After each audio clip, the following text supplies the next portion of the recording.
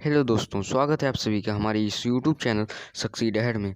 आज की इस वीडियो को शुरू करने से पहले चैनल को सब्सक्राइब कर दें और बेल आइकन दबाना ना भूलें, जिससे कि हमारा लेटेस्ट वीडियो आप तक पहुंच सके।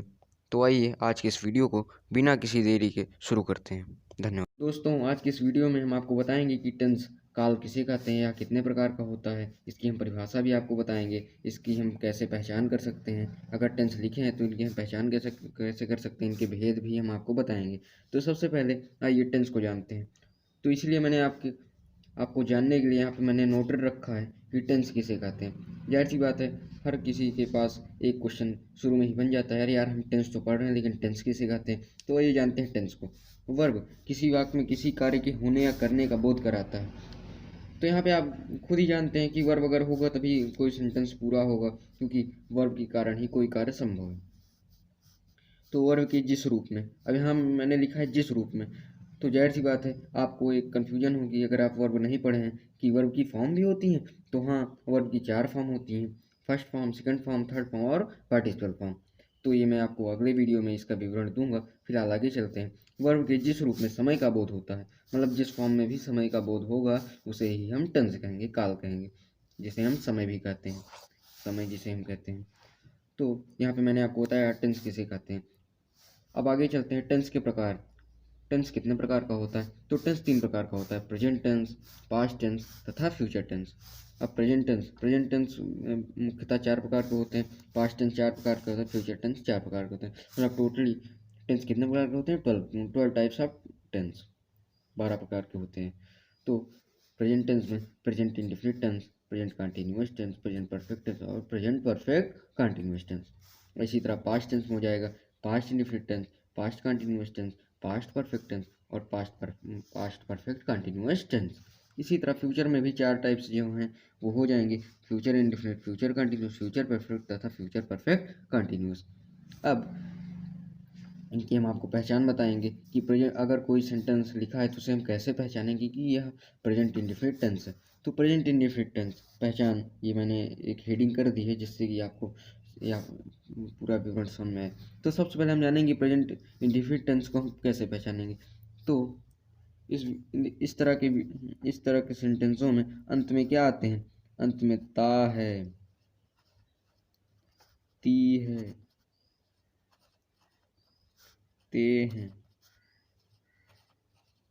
इत्यादि इत्यादि आते हैं, इत्यादि आते हैं। तो जिस वाक्य के अंत में ता है, ती है, ते है तथा इत्यादि शब्द आते हैं उसमें उसमें किसका बोध होता है? प्रेजेंट इंडेफिनिट टेंस का बोध होता है। जैसे एग्जाम्पल के लिए हम ले लेंगे कि वह पढ़ता है। वह क्या करता है? पढ़ता है।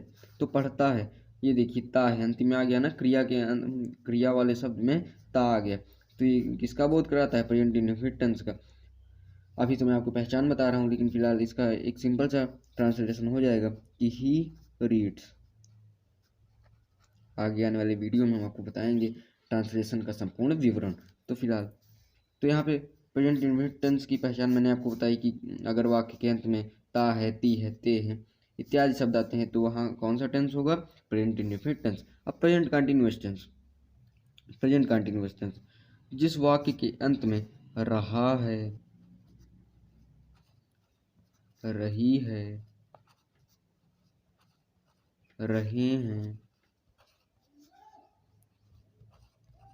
इत्यादि शब्द आएंगे, वहाँ पे कौन सा टेंस होगा? Present continuous tense. एग्जाम्पल के लिए जैसे मोहन पढ़ रहा है, ये देखिए अंतिम में रहा है आ गया ना, तो ये कौन सा टेंस हो गया? Present continuous tense. तो इसका ट्रांसलेशन हो जाएगा मोहन इज रीडिंग। ऊपर मैंने आपको बताया है कि आगे आने वाले वीडियो में मैं आपको ट्रांसलेशन का संपूर्ण विवरण दूंगा, चुटकियों में आप हल कर सकेंगे, लेकिन फिलहाल इस वीडियो में आपको पहचान बता रहा हूँ। तो अब प्रेजेंट जो परफेक्ट टेंस है उसे हम कैसे जानेंगे? तो जिन वाक्यों के अंत में चुका है, चुकी है, चुके हैं, इस तरह के शब्द आएंगे, वहाँ पे कौन सा टेंस होगा? वहाँ पे हमारा हो जाएगा प्रेजेंट परफेक्ट टेंस।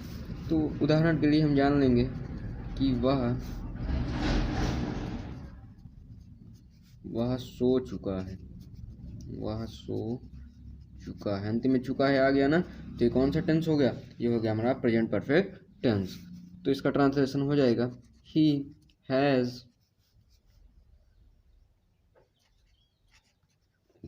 स्लीप्ड।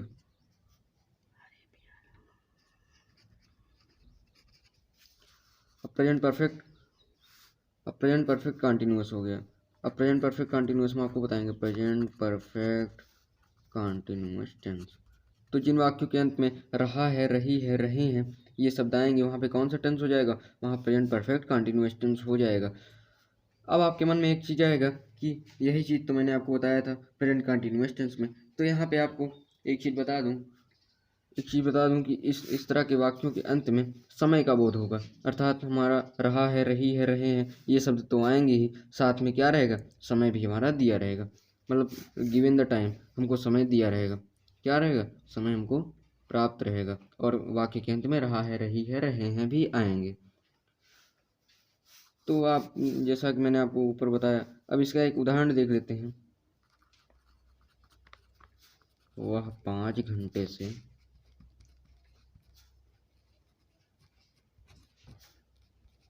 सो रहा है, वह 5 घंटे से सो रहा है, वह 5 घंटे से सो रहा है। तो इसका हम ट्रांसलेशन कर लेंगे कि he has been sleeping for 5 hours। तो he has sleeping for 5 hours। अब इसी तरह पास्ट टेंस जो हो जाएगा, इसका इंडेफिनिट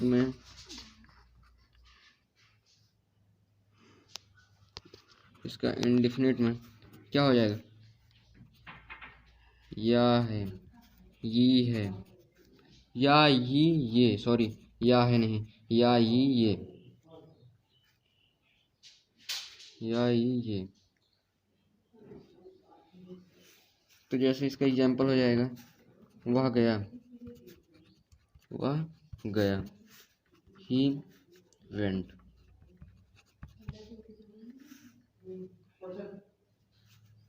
अब इसका कॉन्टिन्यूअस जो पार्ट है उसको हम जानेंगे। कॉन्टिन्यूअस पार्ट में इसकी पहचान हो जाएगी रहा था, रहे थे, रही थी। अब इसका एग्जाम्पल हो जाएगा हमारा वह सो रहा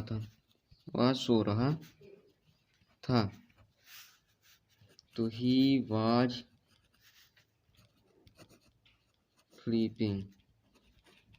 इसका परफेक्ट पार्ट जो है, इसकी पहचान हो जाएगी चुका था, जस्ट प्रेजेंट की तरह इसमें था हो जाएगा, उसमें है था, चुका था,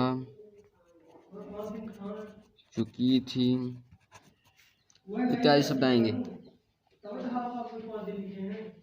शब्द आएंगे।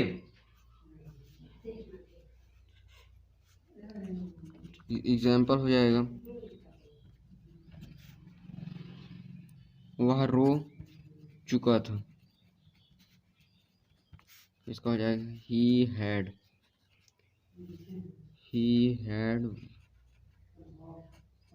वेप्ट। अब इसका प्रेजेंट पास्ट परफेक्ट कंटिन्यूअस जो पार्ट है उसकी पहचान हो जाएगी पास्ट परफेक्ट कंटिन्यूअस जो है, उसमें भी इसी तरह हो जाएगा। पास्ट परफेक्ट कंटिन्यूअस की पहचान हो जाएगी रहा था, रहे थे, रही थी, तथा समय का बोध होगा वह 2 घंटे से वह 2 घंटे से रो रहा था। He had been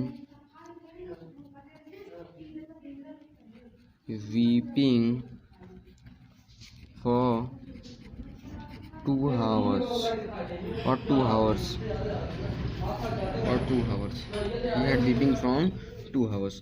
तो इस प्रकार से मैंने प्रेजेंट की पहचान बताई, पास्ट की पहचान बताई।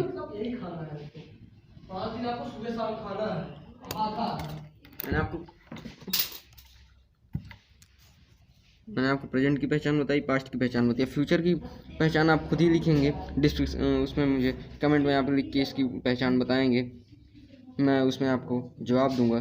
तो आज की इस वीडियो को इसी के साथ समाप्त करते हैं। आपको फ्यूचर की पहचान खुद ही लिखनी है, इसी प्रकार होगी।